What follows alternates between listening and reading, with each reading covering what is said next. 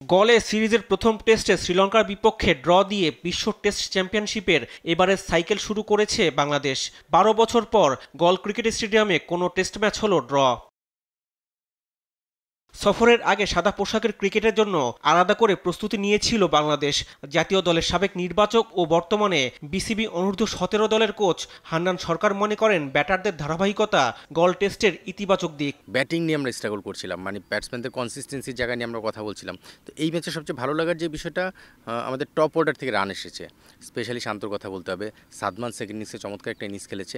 So আমার মনে হচ্ছে ব্যাটিংয়ের যে পারফরমেন্সটা সেটা আলাদাভাবে নজর কেড়েছে সবার, এবং ব্যাটসম্যানদের কনফিডেন্স এবং ব্যাটসম্যানদের কনসিস্টেন্সির জায়গায় আমরা সবসময় কথা বলি। আমার মনে হয় সেটা আলাদাভাবে এই টেস্টে একটা আলাদা অ্যাট্রাকশন ছিল। গল টেস্টের পঞ্চম দিনে টাইগারদের জয়ের তাড়না নিয়ে সমালোচনা হচ্ছে ব্যাপক। তবে ম্যাচের কথা চিন্তা করে টিম ম্যানেজমেন্টের সিদ্ধান্তই সঠিক বলে মনে করেন তিনি।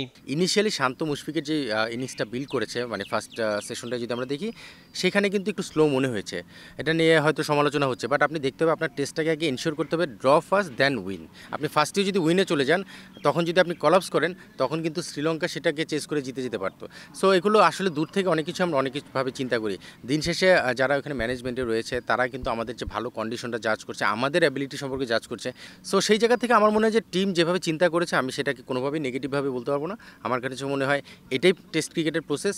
আমরা হয়তো যারা এই ফরম্যাটটা সম্পর্কে দেখে শুনে অ্যানালাইসিসের মাধ্যমে জাজ করি, রিয়েলিটির জায়গাটা যেখানে ওইখানে মাঠে যে বসে খেলা এবং দেখা, এই বিষয়গুলো টোটালি ডিফারেন্ট। সো ওইখান থেকে চিন্তা করলে আমি আসলে এই জায়গায় কোনো ভুল দেখছি না। তিনি আরও বলেন, গল টেস্টের আগে রান খোঁড়ায় ভোগা মুশফিকের উপর আস্থা হারানোর সময় এখনও আসেনি। মুশফিক তো আমাদের মিস্টার ডিপেন্ডেবল, সো সবসময় এটা করে। মাঝখানে একটু খারাপ সময় গিয়েছে। আমি শ্রীলঙ্কা যাওয়ার আগেও কিন্তু যখন আপনাদের মিডিয়ার সঙ্গে কথা বলেছি, আমি কিন্তু একটা কথা বলেছিলাম, মুশফিকের উপর সেই ভরসাটা করা যায়, এবং শ্রীলঙ্কার মাঠে খেলা ডিফারেন্ট একটা কনফিডেন্স নিয়ে কিন্তু যাচ্ছে। কারণ আমরা জানি যে একটা প্লেয়ার যখন অফ ফর্মে থাকে, তখন ফর্মে আসার জন্য অনেক সময় ফেভারেট কন্ডিশন বা ফেভারেট অপোনেন্ট কিন্তু অনেক সময় তাকে ব্যাক অফ মাইন্ডে একটা আলাদা কনফিডেন্স দেয়। সেই বিষয়টাই হয়তো মুশফিককে দিয়েছে, এবং মুশফিক কিন্তু সেটা প্রমাণ করেছে। দ্বিতীয় টেস্ট হবে কলম্বোয়, তবে মুশফিকের এই ভেন্যুর অভিজ্ঞতা কাজে আসবে দলের জন্য। রিফাত আঞ্জুম, দেশ টিভি, ঢাকা।